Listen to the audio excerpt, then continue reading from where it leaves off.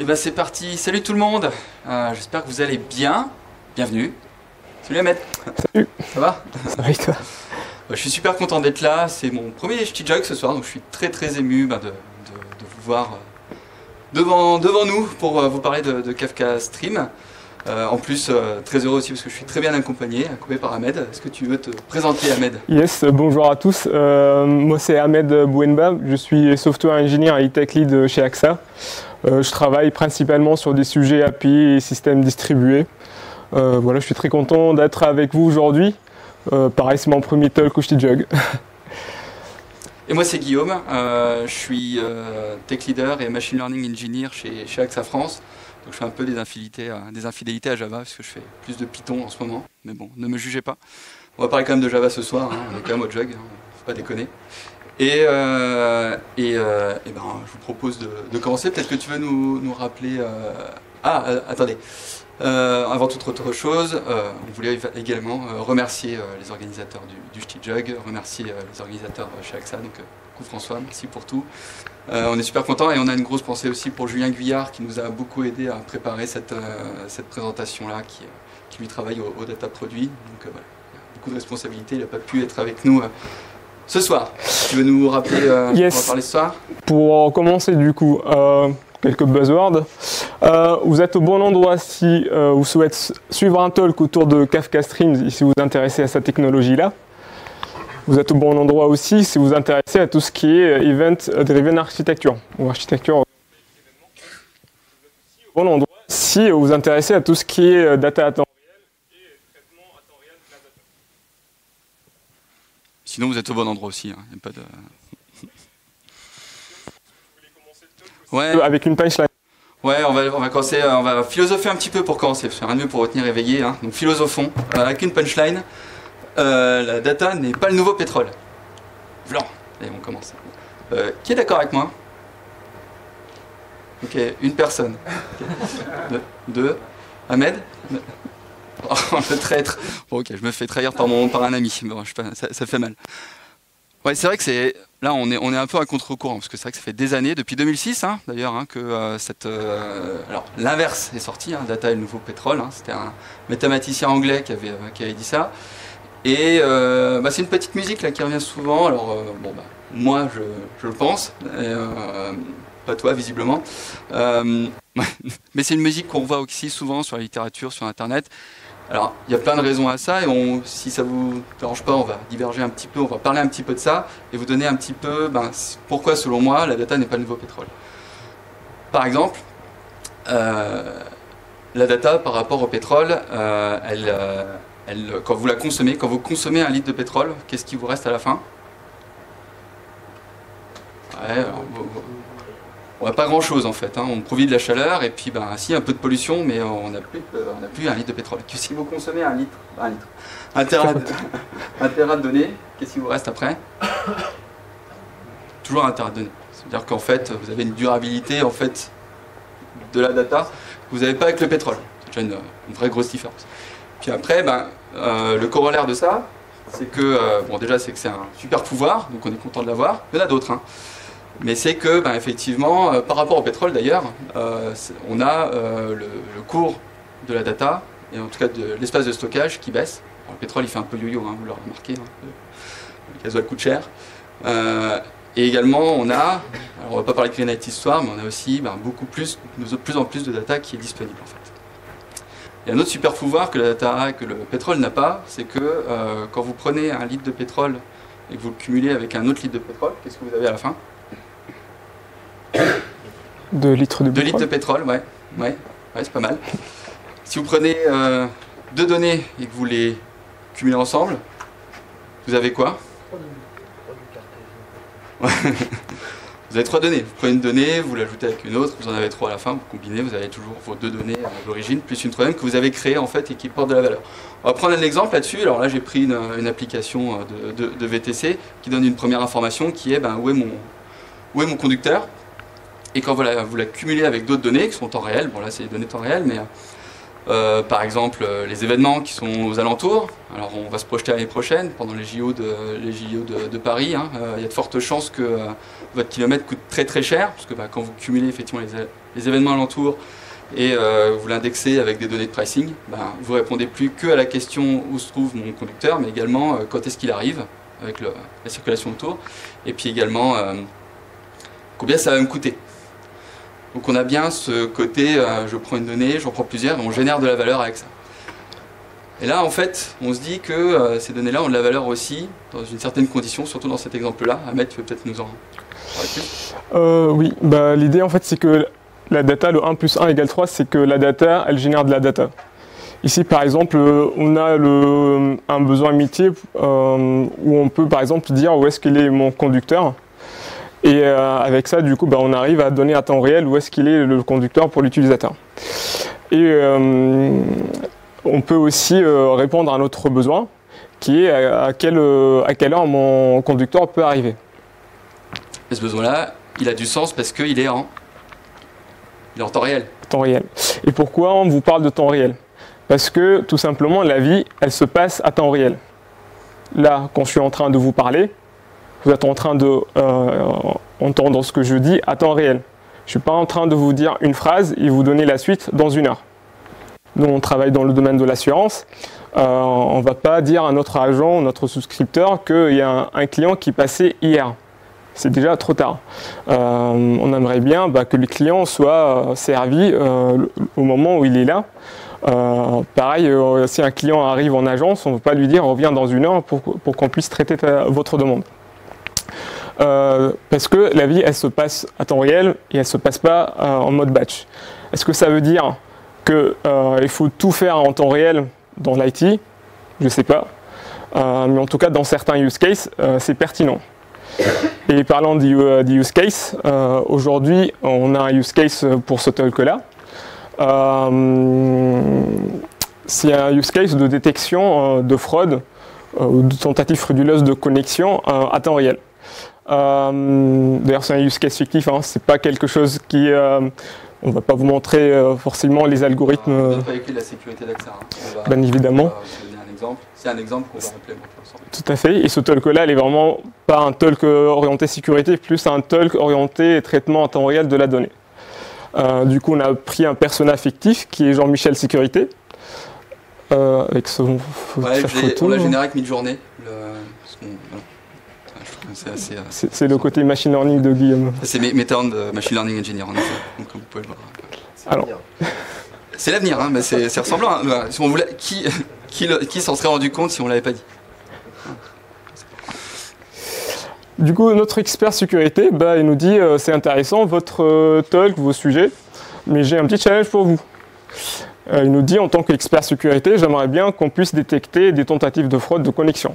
Et comment on fait ça? Il nous a donné quelques clés. Il nous a dit il faut qu'on détecte au moins 3 tentatives de connexion avec la même adresse mail ou le même login, avec des IP différentes et pendant un intervalle de temps de 10 minutes.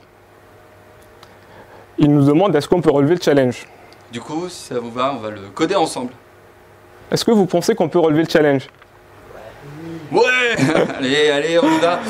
Le corollaire hein, de tout ça et de l'intro, hein, c'est effectivement de se dire, là on va parler effectivement de temps réel et de traitement de temps réel et de processing temps réel. Donc c'est vraiment le message qu'on veut faire passer et par l'intermédiaire de ce use case là, on va vous montrer à quel point c'est super puissant.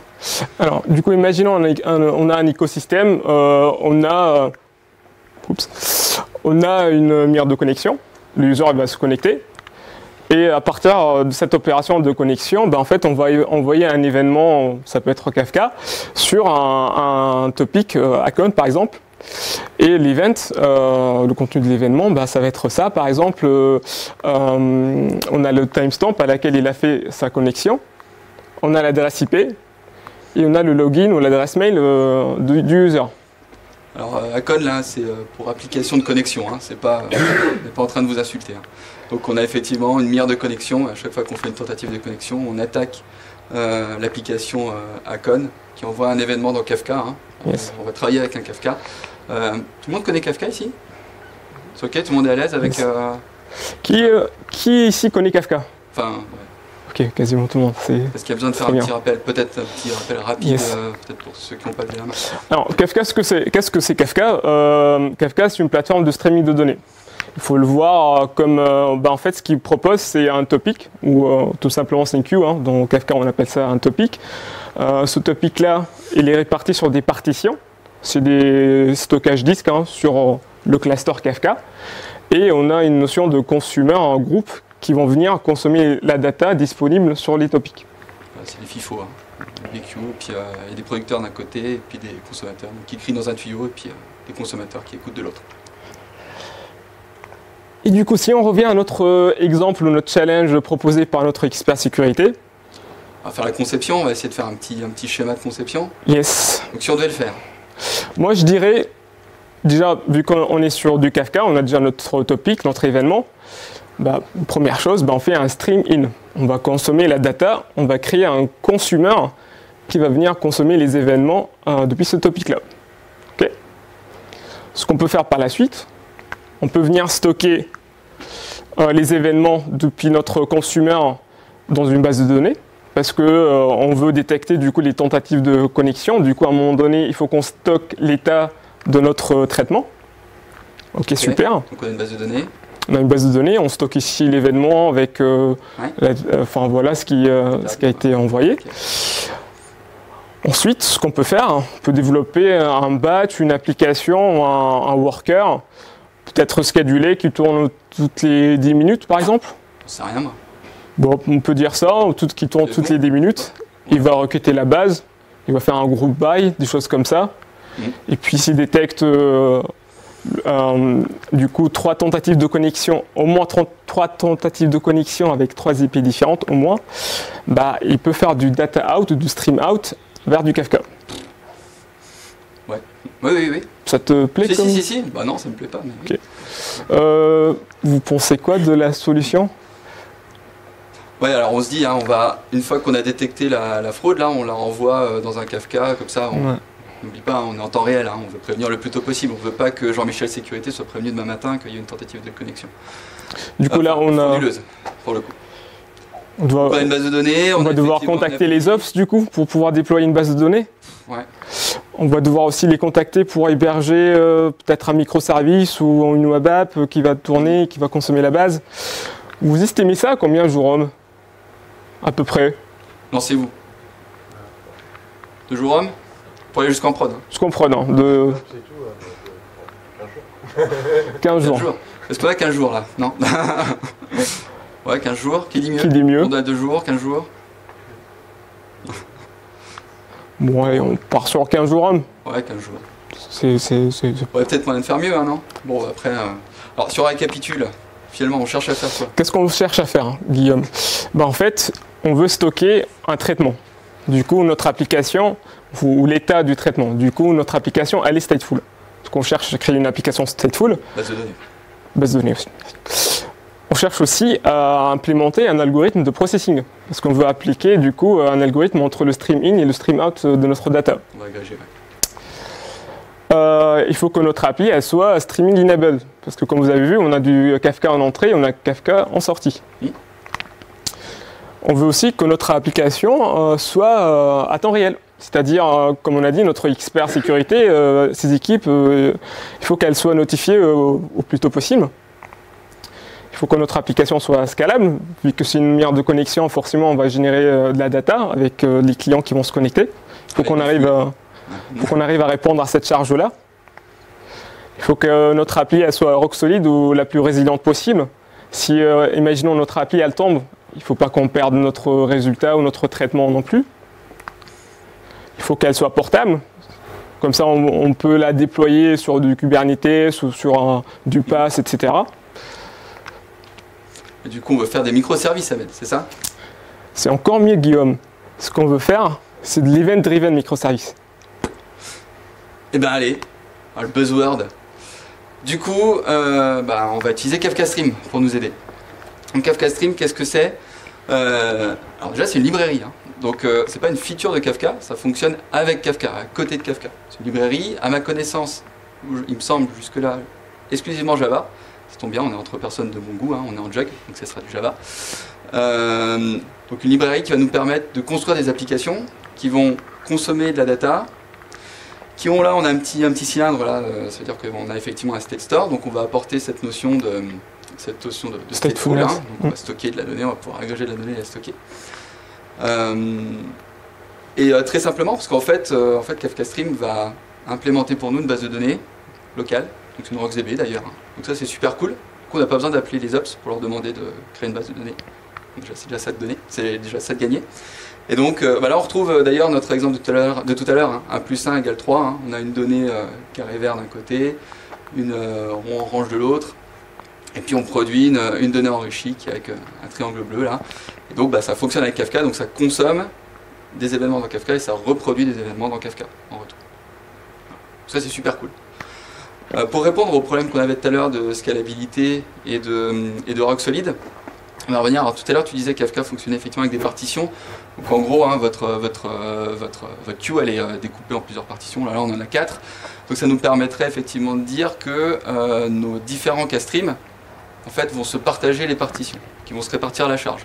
Bon, en l'occurrence c'est facile, on a 4 partitions, donc chacun va en prendre 2.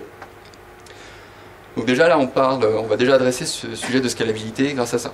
Bon ça c'est Kafka qui fonctionne déjà comme ça, hein, vous le savez tous, en fait, quand vous consommez, hein, quand vous avez plusieurs consommateurs, ils se répartissent les différentes partitions.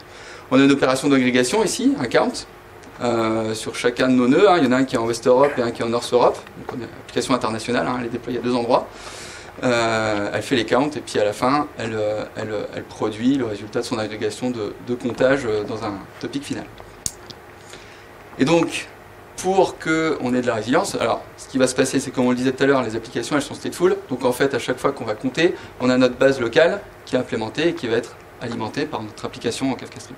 Ça il le fait tout seul, vous n'avez pas besoin de le faire en particulier, on va le voir dans le code quand on va coder ensemble. Donc vos opérations d'agrégation ici elles vont se stocker. Et voilà, c'est cool. Quid de la partie Rock Solid, Guillaume? Oui, Rock Solid. Imaginons on a ce nœud-là qui tombe, du coup on va perdre les données qui ont été stockées dans cette base, non? Ouais, si ça tombe, on est marron, ouais, c'est vrai. Parce que là, en fait, ce qui va se passer, c'est que s'il lui tombe, on va perdre l'état qui était ici. Parce qu'en fait, la partie stateful, on sauvegarde, on va le répéter, on travaille ici en temps réel, donc on sauvegarde des états à un temps donné. Donc si le nœud tombe, ouais, ça va pas bien marcher. Du coup, en fait, Kafka Stream propose également un state store qui est distant, donc dans Kafka, donc c'est un topic compacté, hein, donc on va rentrer dans la technique, mais du coup tous les états qui sont sauvegardés dans les bases locales sont également sauvegardés dans Kafka. Du coup, si le nœud 2 tombe, finalement le nœud 1 va se réabonner aux 4 partitions. Il va récupérer l'état dans le count state store qui est stocké dans Kafka. Il va remettre à jour en fait sa base de données locale et il va pouvoir recommencer à reprendre le traitement en temps réel. Très bien. Et imaginons que le nœud 2 revienne, ils se repartissent, ils vont de nouveau se répartir les différentes partitions. Par exemple, le nœud 2 va reprendre la partition 0 et 2 et le nœud 1 et 3. Pareil, ils vont de nouveau remettre à jour leur base de données à partir du state store qui se trouve dans Kafka. Cool, hein? Parfait. Pas mal. Donc là, on répond quand même à pas mal de cases de tout à l'heure. On va passer peut-être au code. Ouais, cool. On code. On va peut-être rappeler du coup le besoin de notre expert sécurité. Au moins 3 tentatives de connexion, la même adresse email ou le même login, 3 IP différentes. C'est ça. Et intervalle de temps de 10 minutes.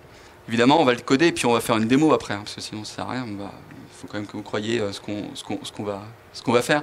Donc, on a pris du coup, c'est ça, on a pris des jeux de données en mode graphique, comme ça c'est plus agréable à analyser ensemble. Du coup, les colonnes que vous voyez ici, en fait, c'est des intervalles de 5 minutes. Ok, ça commence à 8h10. Ici, c'est les logins. Et un carré, en fait, correspond à une tentative de connexion. Oui. Et une couleur correspond à une IP. Oui. Okay.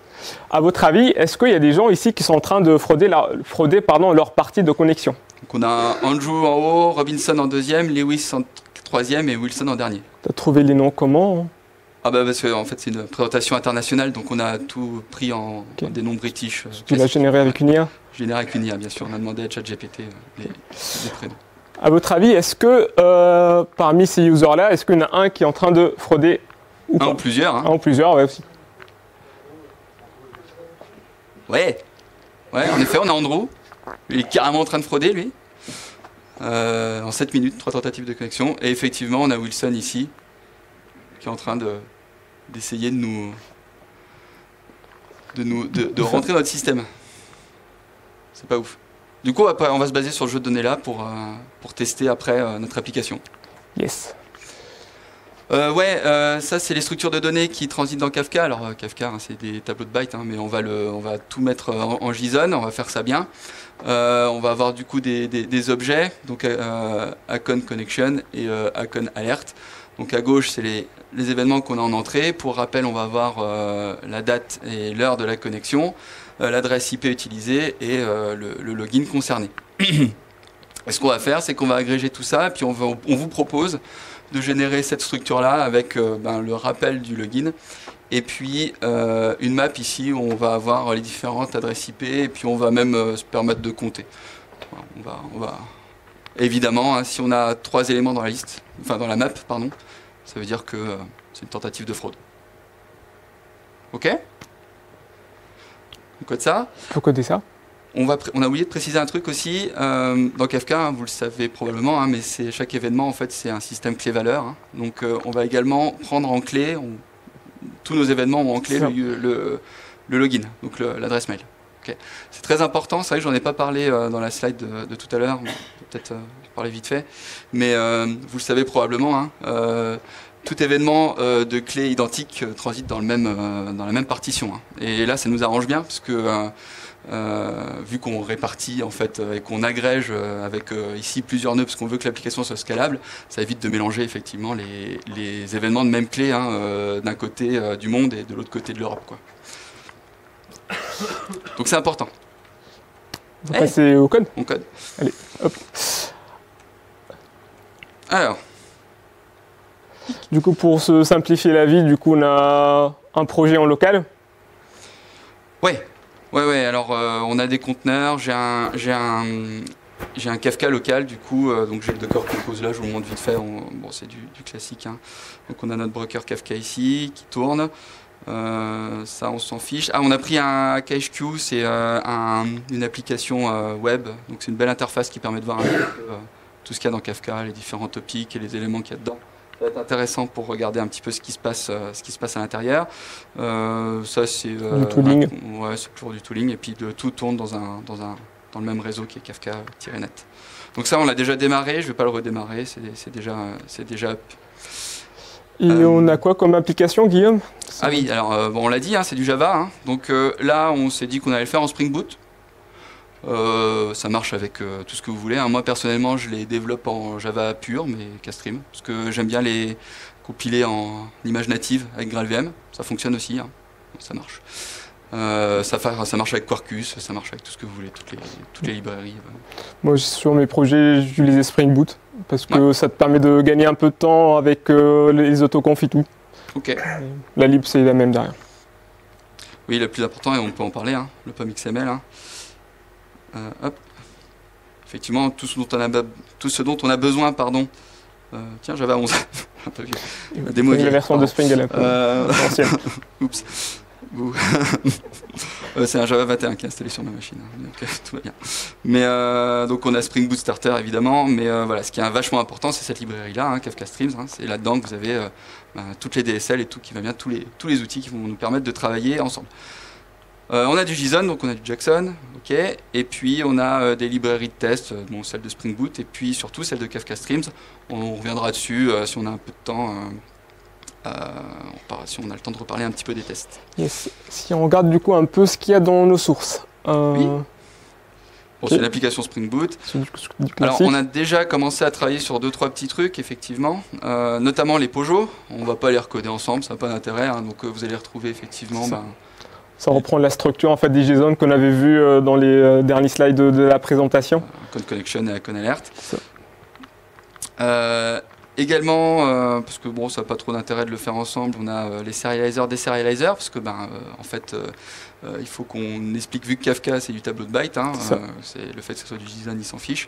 Donc il faut effectivement dire à Kafka Stream comment serialiser et déserialiser les objets JSON qu'il reçoit dans des objets Java.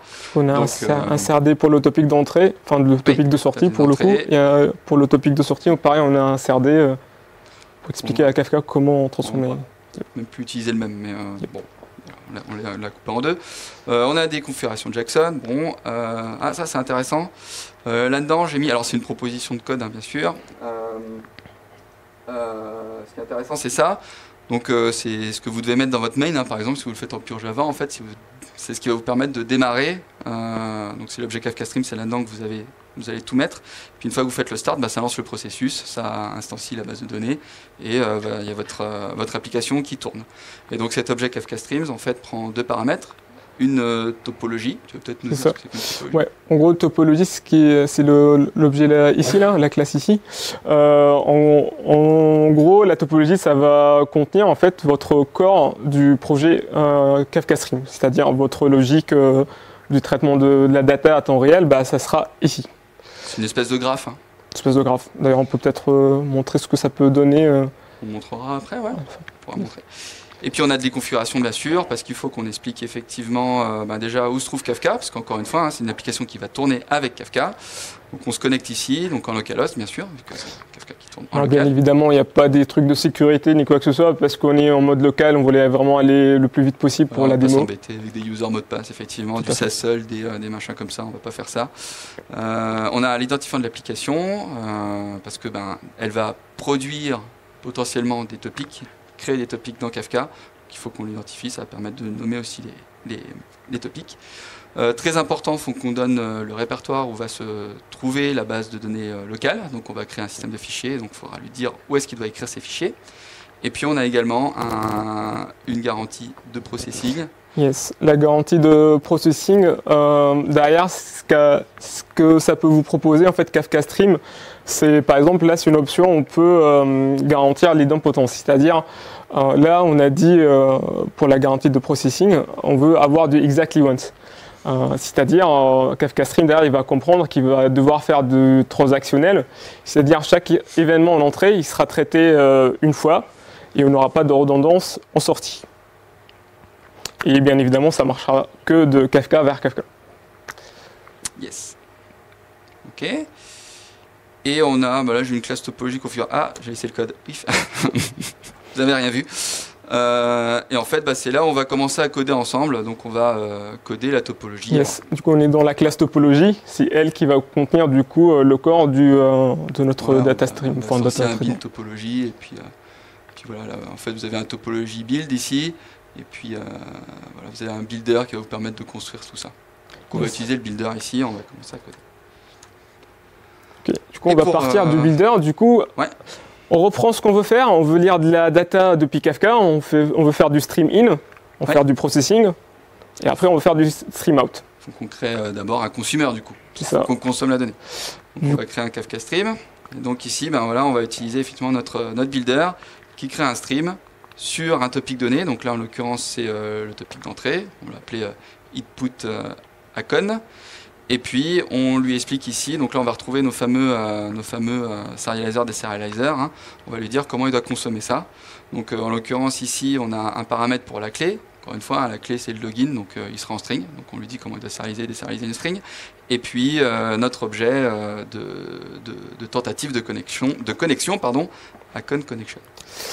Et ce qui va se passer derrière la ligne 33, en fait, c'est qu'avec la librairie Kafka Stream, derrière, ça va nous générer un consumer Kafka qui va aller écouter ce topic-là et qui va pouvoir consommer du coup la data avec les CRD qu'on avait configurés. Voilà, ça vous crée un objet de type Kstream avec de nouveau, encore une fois, le type de la clé et le type de la valeur de ce qu'on va être en train de streamer. Donc à partir de ce moment-là, vous consommez et vous êtes déjà en train de travailler avec de la donnée en temps réel. C'est ça. Du coup, on a déjà notre streaming. C'est trop bien.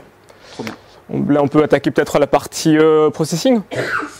Ouais, alors il y a un truc à faire. Donc on va travailler avec des échelles de temps. Donc on va windower un petit peu tout ça. Donc il y a un truc qui est obligatoire et on va commencer à créer des buckets. Si vous faites une requête SQL, on est d'accord. À un moment donné, si on se dit voilà, on va prendre tous les éléments en fait d'une base de données, d'une table par rapport à une colonne, on va faire un group by. Donc là, on va faire un group by par la clé. parce que c'est ce qui nous intéresse, on va regrouper effectivement tous les événements d'une même adresse email et c'est la clé. Donc, ça va du coup nous regrouper ensemble tous les événements qui ont la même adresse mail, le même login. Et là, on a choisi l'opération group by key parce que, comme on s'est dit, la clé de notre topic ou de nos événements, en fait, c'est le login. Oui. On pouvait bien évidemment choisir une autre clé ou l'extraire depuis le contenu de l'événement. Oui. Là, du coup, on va se simplifier la vie. Mais là, on s'embête pas. C'est ça. Du coup, une fois on a regroupé les événements, on va s'intéresser du coup à des intervalles de temps de 10 minutes. C'est ça. Et pour cela, on peut utiliser du coup la notion de windowing. C'est ça. Donc on va créer effectivement des buckets, mais effectivement avec du temps. Alors là, on va utiliser une window qui s'appelle une sliding window. On va peut-être pas en parler dans le détail tout de suite. On reviendra dessus peut-être si on a un peu de temps, si vous avez la question. Mais en gros, c'est une window qui va travailler et avec du temps et en fonction aussi des événements qui rentrent. C'est ça. On en reparlera, on va en reparler après, ce sera plus clair. Mais pour l'instant, on part du principe qu'on va utiliser cette window-là et puis on en reparlera après. On travaille avec des durations, donc on a dit effectivement notion de durée, hein, on travaille sur du temps. Hein. Donc on a dit, Jean-Michel Sécurité, il a dit 10 minutes. Donc on va travailler avec une échelle de temps de 10 minutes. Et là, on a fait un truc, alors on n'était pas obligé de le faire, je pense même qu'on devrait l'enlever, mais bon, on va le laisser. C'est optionnel, parce que Jean-Michel Sécurité nous a pas précisé si on peut être fault tolerant ou pas. En gros, ce qu'on avait fait, c'est qu'on a rajouté une grace period de 1 minute, pendant laquelle on peut se permettre, par exemple, si le réseau est un peu plus lent ou pas, bah, on se permet d'1 minute de différence. En gros, comprenez, Jean-Michel Sécurité nous aurait demandé effectivement une échelle de 10 minutes, plus ou moins 1 minute. Quoi. Là, on a la période de grâce qu'il y a. Ok, cool. Okay. Maintenant qu'on a regroupé nos événements dans des échelles de temps de 10 minutes par clé, ce qu'on va faire, c'est qu'on va agréger tout ça. Parce que maintenant, on veut créer notre objet final, hein, qui est la con alerte. Donc on va faire une opération d'agrégation. Alors cette méthode-là, elle prend au moins 3 paramètres. Elle prend déjà un premier qui est en fait l'initialiseur de l'objet. Donc en fait, on va générer des objets de type AconAlert. Donc en fait, on lui donne le constructeur en premier paramètre pour dire, bah voilà, quand vous avez un nouveau bucket, vous créez un nouvel objet de type AconAlert. Et puis, on a d'autres paramètres dans cette méthode. Déjà, on a une lambda ici, dans lequel on va lui dire, en fonction donc de l'événement courant, donc celui qui vient d'arriver celui qui est dans le bucket, celui qui est en train de travailler, enfin celui qu'on est en train d'agréger. Donc on a sa clé, sa valeur, et puis on a l'état précédent. Donc là, en fait, quand on est là, on est déjà en train d'être stateful, donc on est déjà en train d'enregistrer de la donnée dans notre base de données locale, parce qu'on agrège tout ça. Donc on a bien une notion d'état, l'état précédent, et puis un nouvel événement qui arrive, donc on va l'agréger avec le reste. Alors sur l'algo qu'il y a ici, on ne s'est pas trop embêté, donc on a quoi? On a dans notre objet aggregate, on a le user login, donc là je le remets à chaque fois, ça évite de faire un if pour dire est-ce qu'il est présent ou pas, je le set à chaque fois. On récupère l'adresse IP de notre événement, et puis encore une fois, on travaille avec une map. Alors dans l'objet AconAlert, la map est déjà initialisée dans le constructeur, donc on n'a pas besoin de la recréer, on n'a pas besoin de tester la nullité. Et je récupère en fait le count, parce que on compte en fait à chaque fois qu'on a une occurrence de notre IP. Donc là, je fais un get de l'IP adresse et je récupère le count qu'on a. Et si jamais il est nul parce que c'était une IP qui n'était pas dans la map, et je la set à 0. Et ensuite, je fais un put avec mon IP adresse de le compteur précédent incrémenté de 1. Et je renvoie mon nouvel état en fait. Donc là, chaque fois qu'il y a des événements qui rentrent, à chaque fois qu'on est dans une window, on va agréger tout ça et on va prendre l'état précédent pour l'agréger avec le nouvel état. Et évidemment, il faudra rappeler aussi à Kafka Stream comment matérialiser, parce que là en fait, derrière, ça va créer une table. Parce qu'encore une fois, on l'a dit, on va travailler avec une base de données, donc on va écrire dans une table. Et donc, il faut lui dire comment matérialiser en fait cette table. Donc, encore une fois, on va lui répéter ici comment sérialiser et désérialiser la clé de nos événements qu'on matérialise dans cette table, et puis comment on sérialise et désérialise nos objets AconAlert. Yes. Du coup, on était en mode input stream. Du coup, là, on a du stream in. On a fait un group by. On a fait du windowing pour s'intéresser à l'intervalle du temps de 10 minutes. et on a fait une agrégation. Du moment où on fait l'agrégation, en fait, on n'est plus en mode streaming. Là, on est, comme il a dit Guillaume, on est dans la table en fait. On est déjà en mode stateful. Et pour revenir du coup au mode stream, il faut appeler la méthode toStream. Comme ça, les données sont de retour dans le stream. Et on le voit bien avec les types là. On voit qu'on n'est plus en castream comme tout à l'heure. Au tout début, on est sur une cat-table. Donc c'est bien ça. C'est vraiment, faut le voir vraiment comme une table, quoi. C'est ça. Et on pourra le regarder tout à l'heure. C'est là où vous allez commencer à avoir le state store, donc la base de données locale, plus le topic compacté qui est sur Kafka. On pourra regarder tout à l'heure, une fois qu'on aura fait jouer la démo, vous verrez toutes les étapes intermédiaires, en fait. Donc chaque élément en fait de la table. Ok, très bien. Là, du coup, on a commencé. C'est ça. Du coup, on a commencé à stream les données de la kite-table. Et nous, on veut s'intéresser, du coup, comme notre use case, aux tentatives aux use case qui correspondent à au moins 3 tentatives. Tu veux dire que tu veux filtrer? Je vais filtrer. Ok. On va filtrer. Ok. Donc ce qu'on fait, c'est que on prend notre élément de notre cat-table et puis on compte en fait le nombre d'éléments qu'il y a dans la map, et si c'est au moins égal à 3, enfin supérieur ou égal à 3, Hartung, tentative de fraude. Donc on va prendre que ces événements-là. Yes. Du coup, là, on est en castream. Là, si vous voyez bien, on est plus en clé là. La clé, elle n'est plus la même. Du coup, il faut peut-être remettre la bonne clé. Ouais, en fait, ce qui se passe, c'est que, étant donné qu'on a fait effectivement un window ici, la clé, elle a changé. En fait, à partir de ce moment-là, la clé n'est plus notre email, mais c'est une window, du coup, qui contient la clé d'origine. Donc là, ce qu'il faut qu'on fasse, c'est qu'on refasse un select key, comme on dit, pour récupérer effectivement la clé qui est dans notre window. Donc on a une méthode pour ça. Select key, et donc on prend notre clé de notre événement actuel, puis il y a une méthode clé, on fait kiki, super, et donc on récupère la clé. Ça marche. Et après tout ça, du coup, on a sélectionné la bonne clé. Là, ce qu'on peut faire, on peut d'ores et déjà produire dans le topic de sortie. Il nous reste que ça à faire en fait. Donc on fait un tout. Ce qui va se passer derrière, en fait, c'est comme on avait créé tout à l'heure l'input stream. Là, en fait, le tout, ce qu'elle va faire pour nous, la librairie Kafka Stream, elle va nous donner un producer Kafka qui va écrire dans ce topic-là. Oui. Et on va lui préciser, du coup, les CRD pour pouvoir écrire. Comment il doit produire, en fait. Donc, comment on désérialise la clé et l'objet. Et c'est fini. Pas besoin de 2 semaines. 15 jours, on avait dit. 3 semaines. En prod. C'est pas en prod, il me semble qu'on avait oublié un truc, Guillaume, parce que je pense que... Parce que là, on a demandé de faire du windowing, mais on n'a aucun moment précisé la notion de temps, en fait, pour notre stream. C'est vrai, ça. Oui, parce qu'on est d'accord, on va faire la démo, on va pas attendre une demi-heure, en fait, pour faire les événements, effectivement, en vrai. Donc, en fait, Kastream, c'est un peu le multiverse. Il faut qu'on lui donne l'échelle de temps avec lequel il va travailler. Ça peut être le temps qui passe, le temps réel. Le temps business qui peut être dans les événements. Ou le temps business, oui. Ça peut être aussi le temps du cluster, à quel moment l'événement est arrivé au cluster Kafka. On travaille avec du temps, donc c'est très très très important de bien préciser effectivement sur quelle échelle de temps on travaille, donc sur quel univers du multivers on se trouve. Donc là en l'occurrence, vu qu'encore une fois on va pas passer notre temps, attendre des heures parce que on a soif de bière. On va lui dire de travailler avec le temps métier. C'est ça, donc, déjà...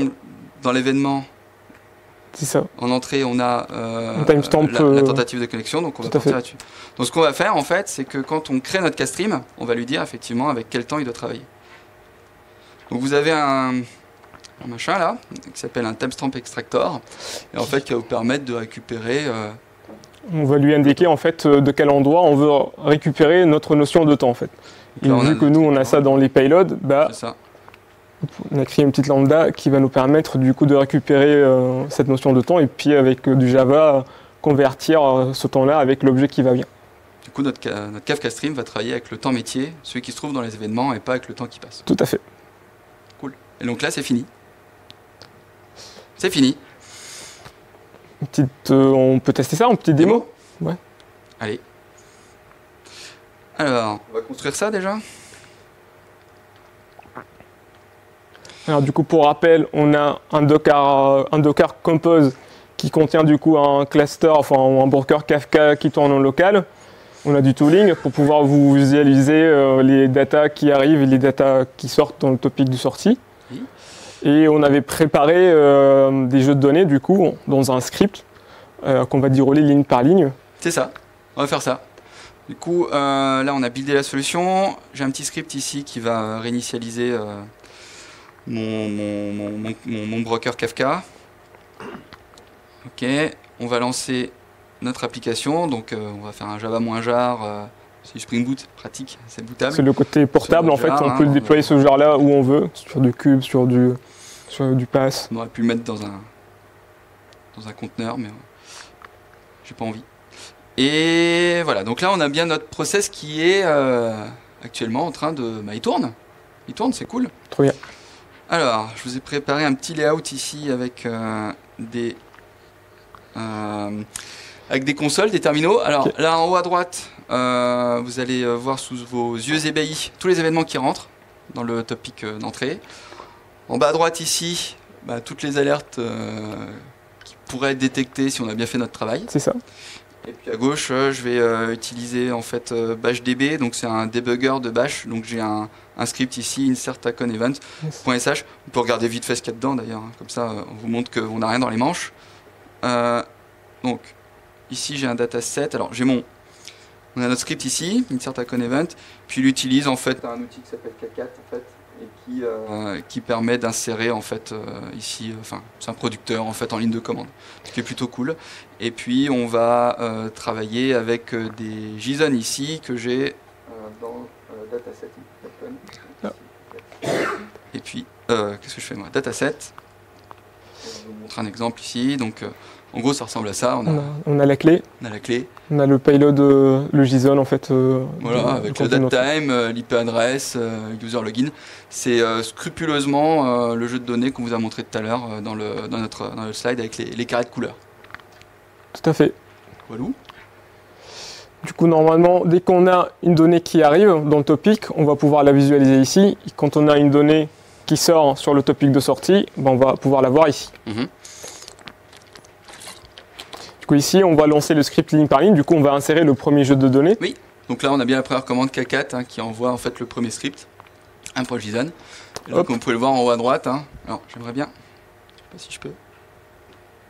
Non, il veut pas. En haut à droite, hein, on a bien l'événement qui a été inséré avec le datetime, l'adresse IP et le user login. Alors bon, ça va, on voit les prénoms quand même. Tout va bien. Hop. Donc on a Andrew, il a fait une première tentative de connexion. On a Robinson deuxième qui dataset. arrive. Et cool. On est passé au deuxième dataset, du coup on a un deuxième événement qui arrive. Ouais. Ok, pour l'instant tout va bien. Il n'y a pas de. Robinson, Wilson. Okay. Là du coup on a Andrew qui vient de faire une deuxième tentative de connexion. Il commence à faire des dingueries en effet. Mais est-ce que c'est la même adresse IP? Non, c'est une adresse IP différente. Ouais. Quelques minutes plus tard. On est encore dans l'intervalle des 10 minutes. Du coup, pour l'instant, il lui reste une tentative et comme ça, dès qu'on a... Ah, c'est déjà fait? Ouais, j'ai lancé. Ah. Donc là, on a eu une troisième tentative de connexion, en fait, avec une troisième IP. Et comme vous pouvez le voir, hein, en bas à droite, on a bien un événement qui a été produit. Donc jusque-là, j'ai l'impression que ça marche. Yes, c'était instantané, comme vous avez vu. Hein, c'est le côté temps réel de l'application. Ouais, dès que l'événement était détecté. C'est ça, ils sont déjà au courant. Cool. Hein. Voilà, donc on a Wilson qui est arrivé déjà 3 fois, mais il a utilisé 2 fois la même IP, donc ça va. Robinson, ça va, lui il est bien, il utilise sa même IP. Et voilà, Wilson, voilà, qui est arrivé, et qui a une première IP, comme vous pouvez le voir en bas à droite. Une deuxième ici, une troisième ici, avec IP différente et toujours dans l'intervalle des 10 minutes. Willy. Robinson, mais lui, Wilson. Et c'est tout. Et c'est bien ce qu'on avait dans notre jeu de données. C'est ça. Et voilà, on a fini. Bravo à tous. Trop bien. Ah, merci. Est-ce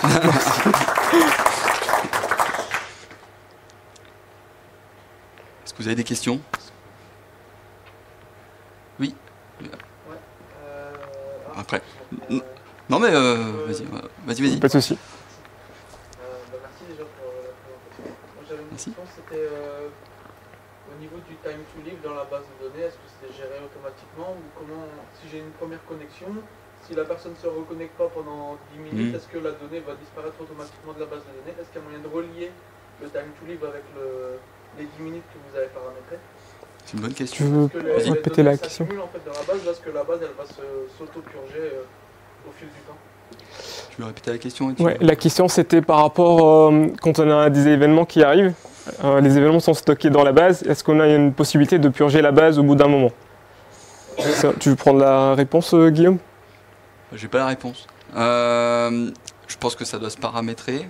Là, en fait, là, on a notre base de données qui est ici. Là, c'est l'occasion de le montrer. Hein. Là, c'est l'équivalent effectivement qui est distant avec notre icon stream. Et effectivement, ici, on va retrouver effectivement chacun de nos états intermédiaires. Par contre, sur le time to live, après, ça doit se paramétrer. On est d'accord que 10 minutes plus tard, la donnée elle a plus de raison d'être dans la base. Oui. Oui. Oui. Après, oui, tout à fait, ouais.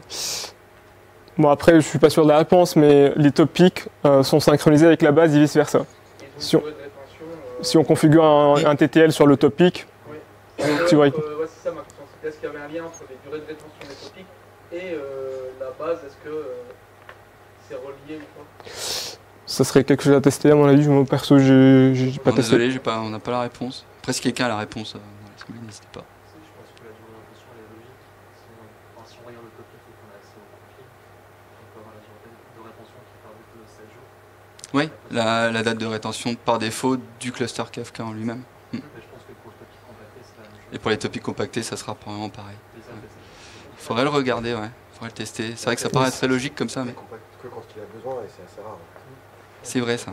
La marge à mort, en fait. Même s'il est compacté, ton topic, tu trouves des trucs vachement plus vieux. C'est vrai, la remarque c'était effectivement que la donnée compactée effectivement prend pas beaucoup de place, donc avant d'arriver sur quelque chose qui pose problème, mais c'est vrai que quelque part, hein, une fois que les 10 minutes sont passées, ça sert à rien de les garder. Tout à fait, ouais. Merci. Yes. Moi c'était par rapport à ta sliding window. Oui. Tu parlais de 10 minutes et de 3, enfin là ce qui nous intéresse c'est 3 événements. J'ai vu que tu as fait effectivement une sliding window pour exprimer la donnée temps et après tu as fait un filtre pour diminuer ton nombre d'outputs en fait. Est-ce qu'il existe une fonction qui permet justement de ne pas passer par le filtre et d'avoir directement une sliding window qui cumule le temps et le nombre d'événements? Non, je crois pas. Alors des windows, il y en a... Il y en a 4. Il y en a 4. Je ne sais pas si la sliding window est limitée en nombre d'événements. Il me semble pas. D'ailleurs, c'est vrai qu'on peut peut-être parler vite fait des windows, parce qu'on n'en a pas parlé. On a parlé un peu de la sliding window, mais sans vraiment dire ce que c'était. Donc il y en a 4. Alors, on va peut-être pas regarder les 4. Alors, du coup, pour la question, pour moi, non. Il faut filtrer. Et pour parler de la sliding window, parce qu'on en profite, on prend la question en vol. Alors, on a 4 types de windows différents. On en a 2 qui sont fortement liés au temps, qui sont la hopping window et la tumbling window. C'est ça, et les 2 autres, du coup, sont triggered par les événements. Oui. Ah oui, la question. Désolé, on n'a pas répété. La question, c'était est-ce qu'il y a possibilité de ne pas avoir à filtrer et de limiter le nombre, compter en fait le nombre d'événements dans la window directement sans avoir à faire un filtre? La réponse est non. Du coup, on diverge un peu sur les windows. Et donc tu disais, on en a 2 donc, dans le temps et 2 qui sont liés aux événements. Les événements, c'est ça. On peut en prendre vite fait pour vous montrer. Alors, la plus simple, c'est selon moi, c'est celle-là, c'est la tumbling. Donc comme vous pouvez le voir, en fait, c'est forcément regroupé par clé. C'est pour ça qu'on fait un groupe by key d'ailleurs. De toute façon, c'est obligatoire. Et donc chaque window sur la tumbling, donc vous donnez une échelle de temps. Donc là, c'est 5 minutes. Et comme vous pouvez le voir, hein, c'est cadencé. Hein. Vous avez chaque window qui se suivent comme ça et qui sont synchrones. Évidemment, là, on a un problème, c'est que si j'ai une tentative de fraude qui se trouve ici, on va pas la voir. Donc du coup, la tumbling KO marche pas. Pour notre use case, en tout cas. Pour notre use case, marche pas. On en a une autre qui est la hopping. La hopping, elle est marrante. Celle-là, c'est à peu près la même. Vous zoomez ? Bon, pas trop. C'est à peu près la même, sauf que en plus de donner une taille à votre window, vous donnez un pas. Donc je crois que là c'est toutes les minutes on crée une nouvelle window, ouais c'est ça, donc un 1 minute up, À chaque fois, on crée une nouvelle window de 5 minutes. Tac, tac, tac. Donc là, ça peut être cool, ça peut correspondre à notre besoin, sauf que le pas, on le règle à combien? Et est-ce qu'on est sûr que, pareil, on va pas avoir à un moment donné un cas? Alors, est-ce qu'il y en a un ici? Alors évidemment, dans cet exemple-là, il n'y a pas de cas où ça ne marche pas. Mais effectivement, on n'a aucune garantie qu'à un moment donné, on ne va pas passer à côté en fait, d'une tentative de collection, d'une tentative de fraude. Donc ça marche pas.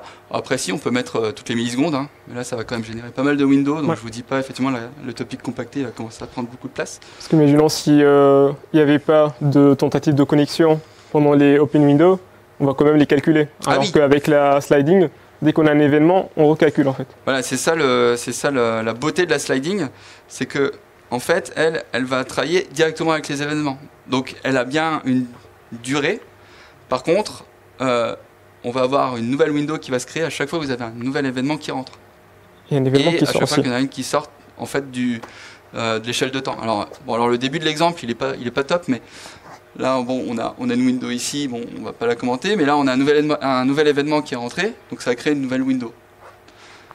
Là, en fait, on en a un qui est rentré et un qui est sorti, donc ça crée une nouvelle window ici. Donc lui est sorti, lui est rentré, donc on a créé une window. Donc cet exemple-là est pas fifou.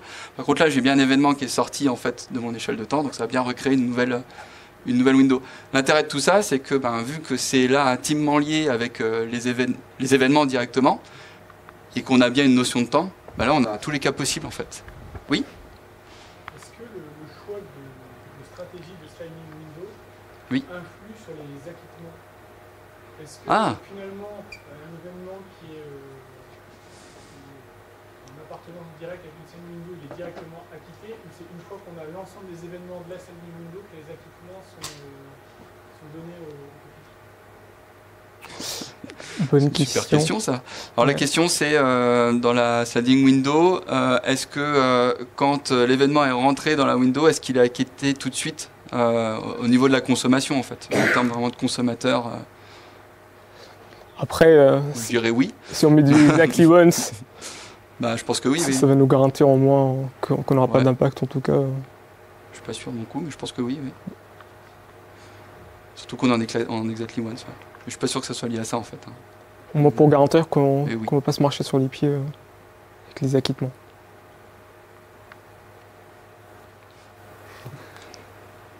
Merci. Et donc voilà pourquoi on a choisi la sliding window. Donc elle est super cool. Du coup, on a complètement divergé par rapport à la question initiale. On a eu une nouvelle question. Est-ce qu'il y a d'autres questions? Oui. Oui. Tu as montré qu'il y a une DSL qui est proposée par la librairie, tu fais un count. Si tu veux faire des choses plus spécifiques, est-ce que tu as accès à KSQL, je pense que c'est le langage? Alors. Est-ce que KSQL c'est lié à Kafka Stream ou c'est Kafka? Alors, KSQL, alors c'est plus trop utilisé, mais pour moi KSQL c'est le penchant SQL en fait de Kafka Streams.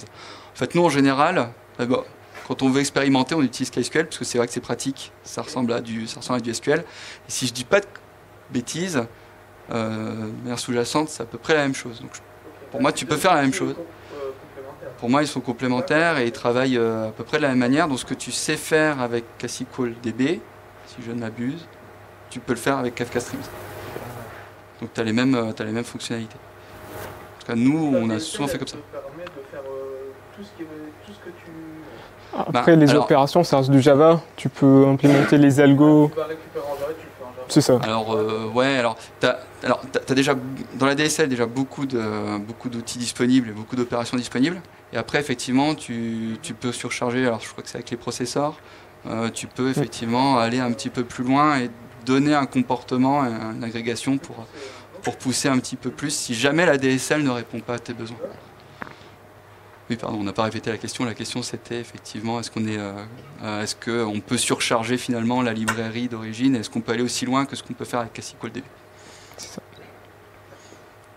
J'ai une question pas sur la présentation, mais parce que sur AXA, les choix technologiques, on va dire.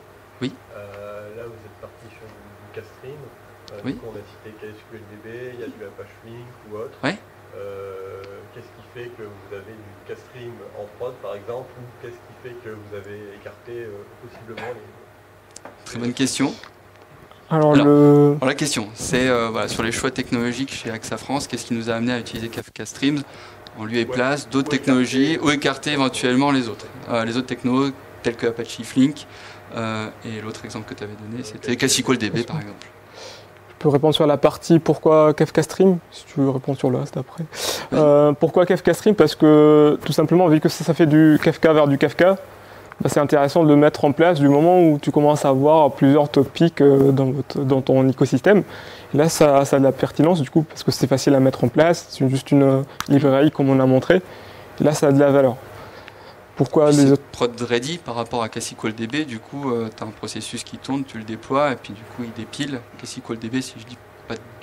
Ah si, tu crées des processus aussi dans Kafka, je crois. Mais bon, c'était plus facile aussi à monitorer, j'imagine. C'est ça. Donc, en tout cas, on reste sur Kafka Streams. C'est ça, parce qu'on reste déjà dans l'écosystème Kafka. On fait ça avec du Java. Si on a les consommateurs et les producteurs avec du Java, bah, ça serait un peu... on sera dans le même univers. Et Apache Flink, jusque-là, on ne se l'est jamais interdit. On ne l'utilise pas, on regarde. Ça peut être un bon outil. En tout cas, je n'ai pas précisé en introduction, j'ai la chance d'animer une communauté de passionnés autour de la phase data. Ça fait partie des outils qu'on regarde. C'est un DAX. Parce que l'intérêt d'Apache Flink, c'est qu'il permettra de travailler avec autre chose que du Kafka. Donc ça pourrait être utile. Donc regardez, ça aussi c'est un inconvénient, ça ne permet pas non plus de tout faire. Les deux peuvent être complémentaires. On va travailler dessus. Merci à toi. D'autres questions? Est-ce qu'on a parlé de tout? On a une question. Ah, oh, oui, pardon. Comment ça se teste Ouais. tout ça au lieu de lancer 40 bâches?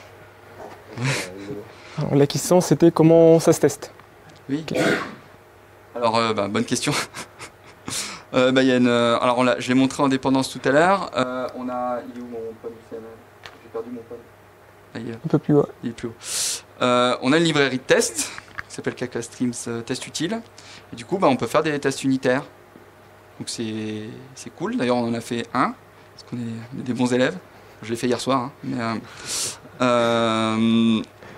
Voilà, donc c'est des tests JUnit standard. Donc en fait, cette librairie-là vous donne pas mal d'outils, notamment un truc super cool qui s'appelle le Topology Test Driver.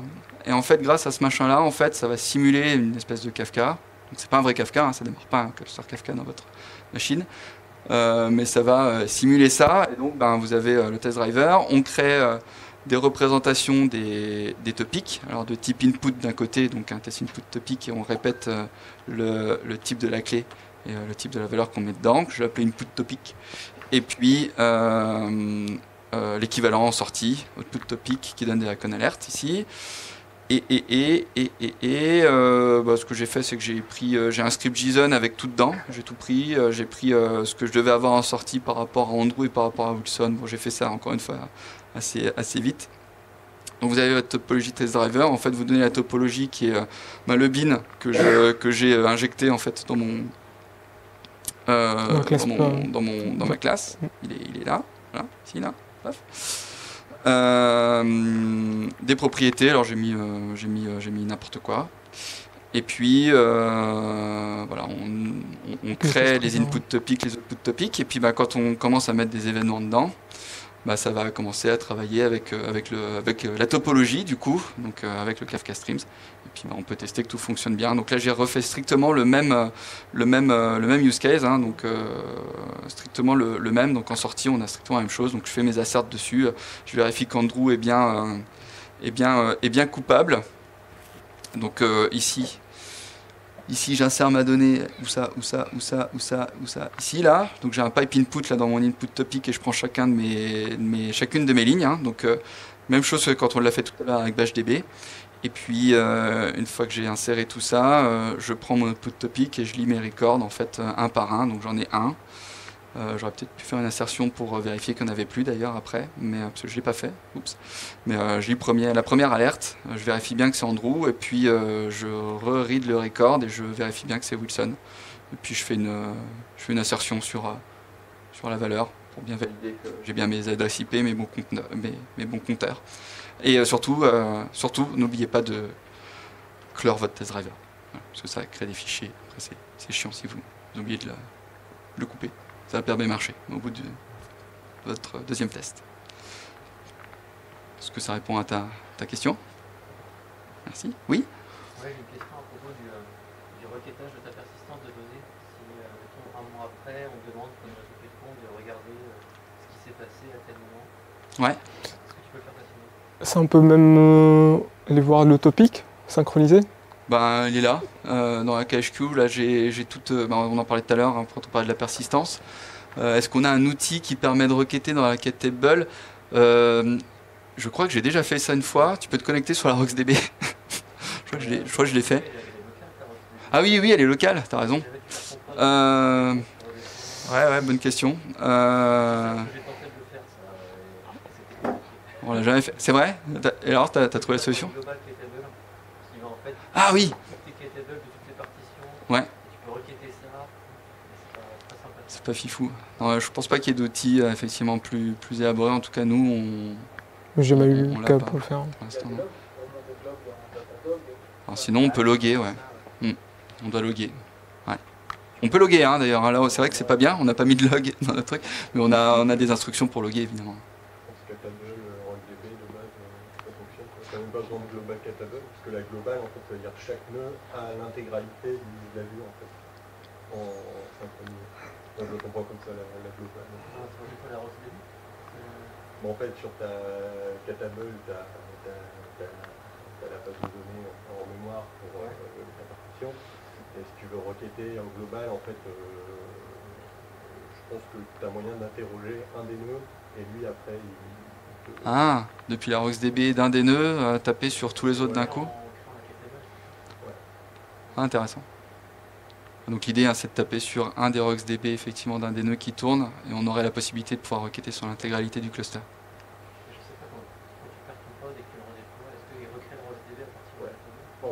Ah oui, oui. Alors pas l'intégralité, que sur les partitions qui l'intéressent normalement. Il va synchroniser la partie pour ce nœud-là.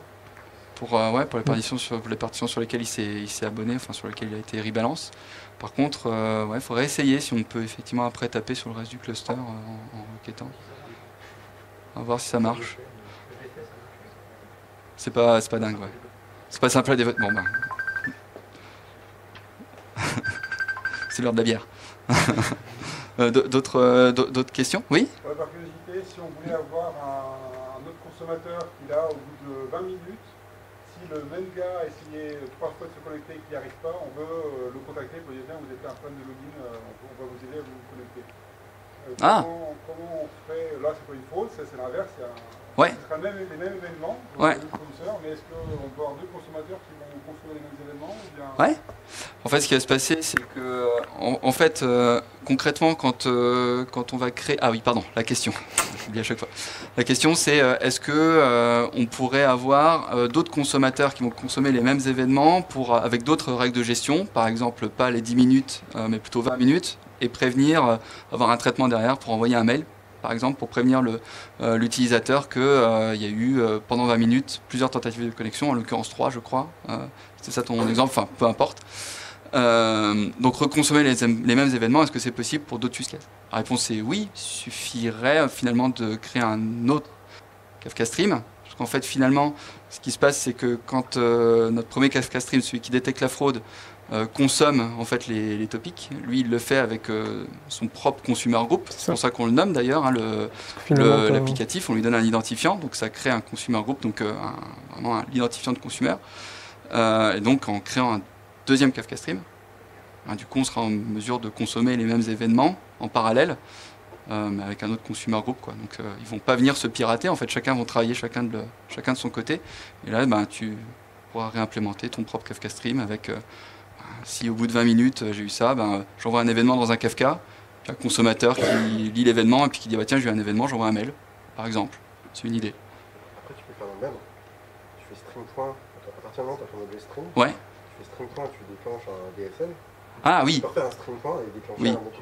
Ou alors, effectivement, pour ne pas avoir à repasser par un topic Kafka, l'idée c'est de créer sa propre DSL qui envoie le mail. En effet, ouais. surcharger finalement. Donc le tout, on verra le mail directement. Il y a le choix. De rien. Oui. Est-ce que tu peux consommer plusieurs topics en input et par exemple, tu as un topic qui génère une donnée A, un autre qui génère une donnée B et tu veux les agréger et mettre dans un topic output? Oui.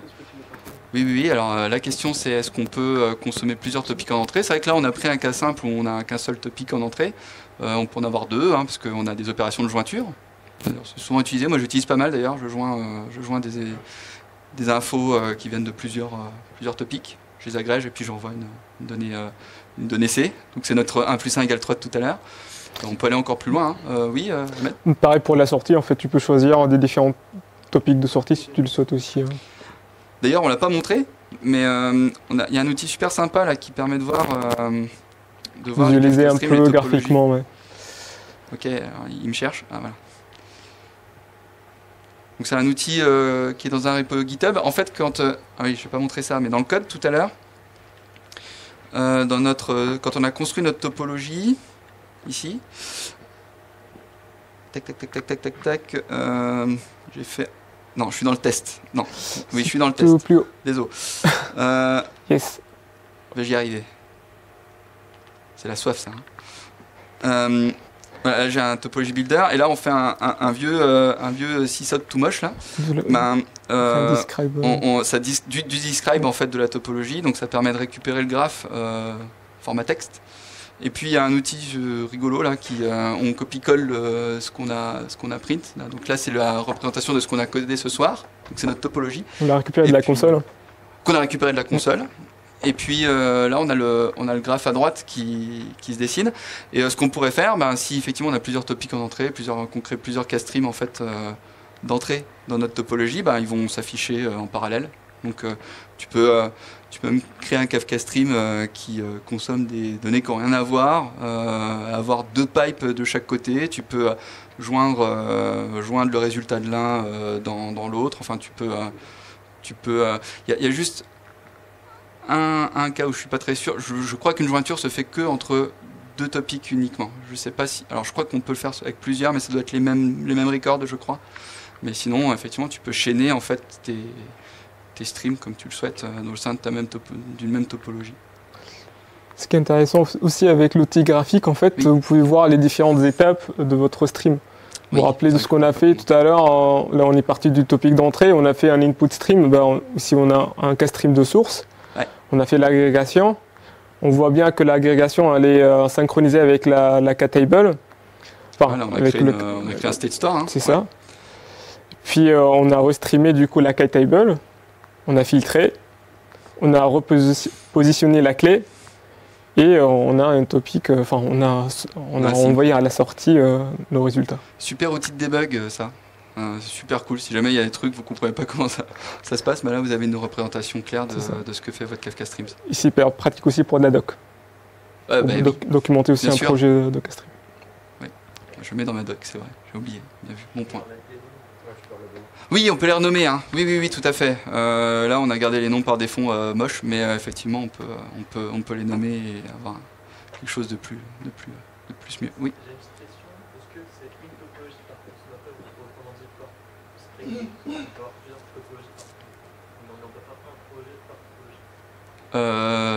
Je crois que c'est une topologie par instance de Kafka Streams, d'objet Kafka Streams. Mais dans ta topologie, comme on le disait tout à l'heure, tu peux consommer plein de trucs en parallèle. Donc après, c'est en termes effectivement de découpage, je connais pas les bonnes pratiques du coup. Oui. Est-ce que tu vois des limites à ça? Mettons, dans tes cas métiers qui simplifient, tu as de plus en plus de cas à traiter, donc tu as fonctionné 2-3 copies, tu as d'abord pareil en sortie, tu peux avoir un couplage, tu crées des couplages partout, tu dis à un moment je ferai peut-être une grosse refacto pour mettre éventuellement faire de l'hexagonal, essayer de sortir mon métier pour que ce soit dans un domaine. Est-ce que pour envisager d'abandonner Kafka Stream? Qu'est-ce que tu veux? Tu veux de l'avocat? On a parlé pour rien en fait. Non, mais mais sur votre cas c'est super utile, c'est assez simple, ça va vachement vite. C'est super rapide à coder, on n'a pas besoin de s'embêter avec une base de données, à effectivement avoir à la sizer correctement, créer nos index, etc. Là, c'est vrai que tout est clé en main. Et c'était vraiment le message de ce soir d'ailleurs. C'était effectivement, après pour des cas plus compliqués, effectivement, là où Kafka Stream, effectivement, n'a pas forcément d'intérêt. Oui, après c'est de la conception. Mais c'est vrai que pour un cas simple comme celui-là, bon, on a pris un cas qui en plus rentre bien, qui fit bien avec une démonstration comme celle de ce soir. Mais jusque-là, pour mes use cases, ça fonctionne très bien, mais c'est beaucoup d'agrégation entre deux topics, des cas assez simples. Je n'ai pas encore eu de Kafka Stream très très très compliqué. Après, il y a peut-être d'autres. Je sais que toi, tu en as un petit peu plus, mais. Toujours faire un consulat d'un côté, un pollution de l'autre, et puis au milieu. Ouais, bien sûr. C'est une abstraction. Ouais. J'ai envie de dire, c'est comme... Alors, il y a aussi un truc, c'est pas que le fait de se dire, tiens, j'ai pas envie de m'embêter avec une base de données, c'est aussi le volume du code. Donc là, en fait, c'est vrai qu'on n'a pas... Voilà, c'est très zoomé pour que tout le monde voit, mais faire tout ça, on l'a fait en... Alors, je vais plus compter, mais c'est quoi, 20 lignes de code? Ouais, si tu le fais en octo, ça risque de prendre plus de... En hexagonal, ça risque d'être un petit peu plus massif quand même. Moi, je suis bien content, là, en une classe et quelques lignes, ça marche quoi. J'ai ma base de données, j'ai tout qui tourne quoi. Ça ressemble à JavaScript. Oui, la DSL, elle est plutôt sexy quand même. Donc, oui. Comment chez AXA vous gérez la mise en prod de tout ça? Alors, souvent quand il y a les clusters Kafka, les ops, tout ça, ils n'ont pas trop la création de topics à la volée. En tout cas, les topics d'entrée et sortie, souvent, c'est des choses bien documentées, bien exposées, et ainsi de suite, la gestion des versions, des schémas, et ainsi de suite. Ouais. Et en fait, dans Kafka Stream, il y a toute la gestion des topics internes que Kafka Stream gère en autonomie. Est-ce que l'appli, elle a le droit de créer ses topics à ce moment-là, ou vous promotez des topics en fonction de la topologie? Enfin, comment vous faites chez AXA? Donc la question c'est comment on met en prod et effectivement comment on gère la création des topics compactés, donc les state stores sur le cluster Kafka, parce qu'effectivement on n'aime pas forcément très bien ne pas avoir la traçabilité de tous ces éléments-là. Est-ce que tu veux répondre? Ouais, il y a souvent une petite checklist en fait à regarder avant de mettre en prod, notamment sur le nombre de partitions par topic. De mémoire, si je dis pas de bêtises, c'est minimum 3 pour pouvoir faire du stream. Il y a aussi par exemple ce que j'ai rencontré moi personnellement, c'était sur la partie garantie de processing, là, le exactly once. Il faut positionner un droit transactionnel sur un consumer group ou sur un topic. Là, pour le coup, il faut le prévoir aussi. Je ne sais pas si tu as d'autres exemples. Bah, en fait, on a... Vous l'appli créer les topics internes? Ou est-ce que vous créez manuellement les topics? Non, on laisse l'appli créer. Et en fait, ce qu'on fait, c'est que à chaque fois qu'on crée un nouveau topic et quand on crée un Kafka Stream, on a des sessions de building permit où effectivement on identifie en amont ce qui va se passer. Effectivement, comme tu le disais, on a besoin de droits particuliers, on a besoin de... Donc tout ça c'est vu par les experts en fait, Kafka chez nous. Ouais, c'est de la communication et c'est noté, tout est documenté aussi dans un espace dédié. Donc c'est suivi, c'est tracé. On a aussi des outils internes pour tracer les topics concrets au-delà des Kafka Stream. Et on a des pipelines aussi automatisés pour. Alors là on laisse effectivement l'application créer ses topics tout seul, mais on a des pipelines aussi pour donner les droits et créer les users et tout ce qui va avec. Donc on a industrialisé une partie. Par contre effectivement la création des topics compactés c'est à la main encore de l'application, mais qui a le droit de le faire pour le coup parce qu'on lui a donné le droit. Donc c'était identifié à la base. Oui. Est-ce que vous avez rencontré des limites avec Kafka Stream en réalité? Est-ce qu'à un moment où vous avez dit ça ce serait bien que ça soit implémenté mais ça manque dans les cas, dans les features? Alors, ce qui me concerne, on n'a pas ce recul là encore. On n'a pas encore vu de use case où on était effectivement bloqué. Jusque là ça va. Alors on n'en a pas encore beaucoup non plus. Ça fait 2-3 ans qu'on en met en production. Donc souvent on a des use cases où effectivement on se dit bah tiens c'est un bon, on est encore à l'étape où on se dit tiens ce use case là ça irait bien avec un Kafka Stream. Donc on est plutôt dans ce sens-là plutôt que de se dire on fait un Kafka Stream absolument et ça fonctionne pas. Si jamais on rentre dans ce cas-là, on pourra imaginer effectivement des outils peut-être différents où on développerait effectivement, comme tu le disais tout à l'heure, peut-être de manière un peu plus classique. Jusque-là c'est plus des opportunités, on se dit bah ce use case il fit bien, du coup on le prend. Donc jusque-là ça va pas encore limiter. Oui. Pour ajouter à la question que tu posais, peut-être que parce qu'il y a des fonctions qui m'échappent, mais pour jouer avec les headers des messages, des records qui transitent entre les topics, ouais. je trouve que c'est très limité. Pour jouer avec les headers, il y a des fonctions que je connais pas. Mais nous on était obligé, on en parlait tout à l'heure, c'est de faire un processeur nous-mêmes pour jouer avec les headers. Est-ce que tu peux pas t'en sortir avec ces machins-là, là, les serializers, deserializers, parce qu'il me semble qu'à un moment donné, tu dois pouvoir accéder aux headers. Je crois que même j'ai dû le faire, moi. À un moment donné, je devais chercher une information qui était dans le header. Alors attention, par contre, le header Hartung, il n'y a pas de header dans RocksDB. Donc tes headers de tes événements qui transitent, ils vont être perdus à un moment donné. Alors ça, c'est un problème. J'ai déjà eu le cas, parce qu'on avait des informations qui étaient dans des headers qui transitaient, et puis à un moment donné, agrégation, paf, plus de headers perdus. Donc attention, RocksDB est limité. Il n'y a pas la mécanique d'header que tu retrouves dans Kafka. Sinon, pour jouer avec, j'ai utilisé le serializer deserializer. Et en fait, tu récupères le header de ton record. Et même pour le garder, du coup, pour le sauvegarder, j'ai fait un truc un peu sale, mais je l'ai mis dans le tableau de bytes, en fait. J'ai mis un cartouche où je mets mes headers dedans. Comme ça, ils transitent dans mon RocksDB et je les retrouve après quand je récupère l'information après. Ouais. Bah là, on en a fait, hein, d'ailleurs. On n'en a pas parlé, mais il y a moyen d'utiliser Avro. Ouais. Bonne question. C'est vrai qu'on n'a pas répété les questions depuis tout à l'heure, donc pour répéter vite fait. Donc, comment on gère dans Kafka Stream les headers et comment on peut travailler avec, parce qu'effectivement dans les éléments Kafka on a des headers. Donc la réponse c'est moi je l'ai déjà fait avec les serializers des serializers, il y a moyen de pouvoir s'en sortir. Attention, encore une fois, dans RocksDB il n'y a pas de header, si je dis pas de bêtises, donc on risque de les perdre. Et ton autre question, excuse-moi, ça y est, j'ai oublié, c'était... C'était pas une question, c'était l'implémentation de ces propres serializers. Oui. Oui, et Avro, voilà. Pourquoi pas Avro? Tu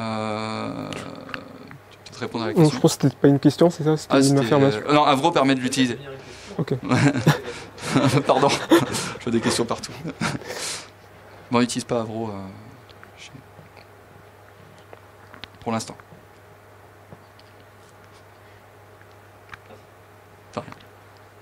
D'autres questions? Non? On va boire un coup. Merci beaucoup. Merci à vous.